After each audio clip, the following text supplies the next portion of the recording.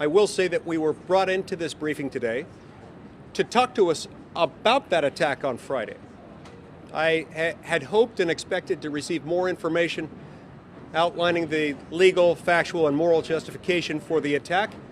I was left somewhat unsatisfied on that front. The briefing lasted only 75 minutes, whereupon our briefers left. This, however, is not the biggest problem I have with the briefing, which I would add was probably the worst briefing I've seen, at least on a military issue, in the 9 years I've served in the United States Senate.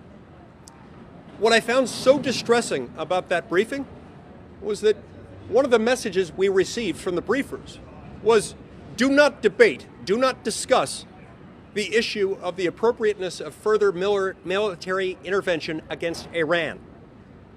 And that if you do, you'll be emboldening Iran. The implication being that we would somehow be making America less safe by having a debate or a discussion about the appropriateness of further military involvement against the government of Iran.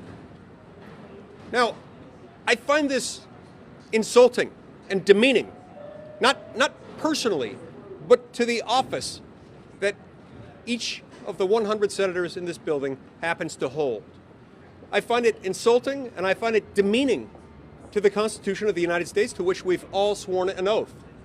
It is, after all, the prerogative of the legislative branch to declare war. Article 1, Section 8 makes that very clear. Alexander Hamilton in Federalist Number 69 made clear that this was a sharp contrast from the form of government that we had prior to the Revolution, a form of government in which the executive, the king, had the power to take us to war. He did not need the parliament to weigh in on it, to support it. That was the parliament's job after the fact, after we had gone into war. This, Hamilton explained in Federalist 69, is exactly the reason why this power was put in Article 1, Section 8, in the branch of government most accountable to the people at the most regular intervals. When we send our brave soldiers, sailors, airmen, and Marines into harm's way, we owe the American people the decent courtesy to follow the Constitution, to debate and discuss these actions.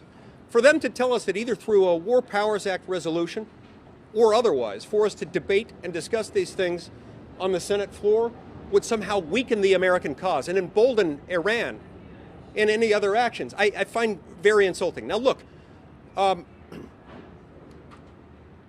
hope that they'll come back and they'll say, no, you misunderstood us. We didn't say that at all.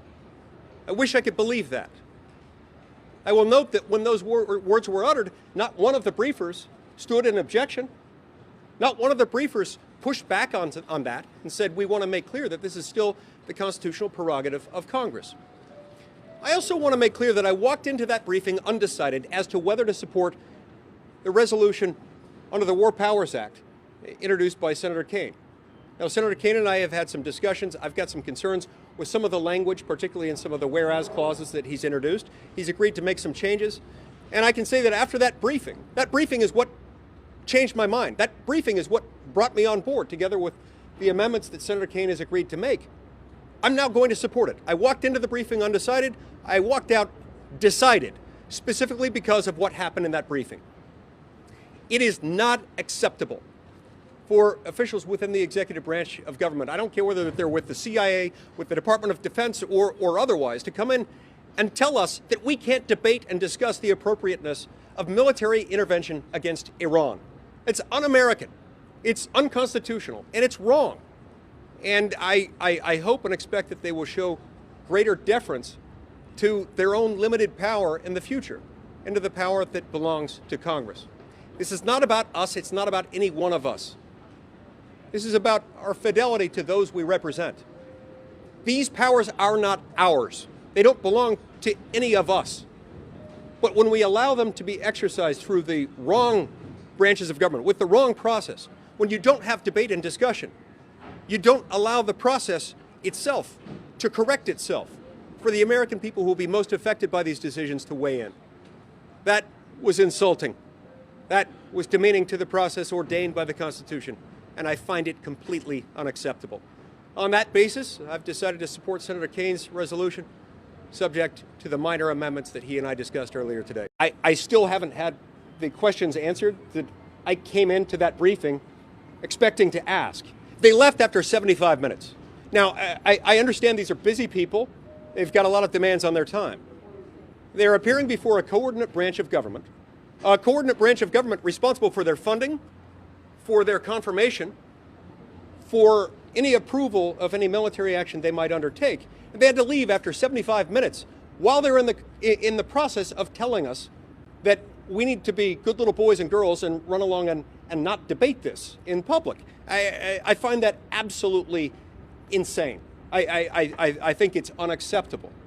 And so I don't know what they had in mind. I went in there hoping to get more specifics as far as the factual, legal, moral justification for what they did. I'm still undecided on that issue, in part because we never got to the details. Every time we got close, they'd say, well, we can't discuss that here because it's really sensitive. We're in a scif. We're in a secure underground bunker where all electronic devices have to be checked at the door, and they still refuse to tell us. I find that really upsetting.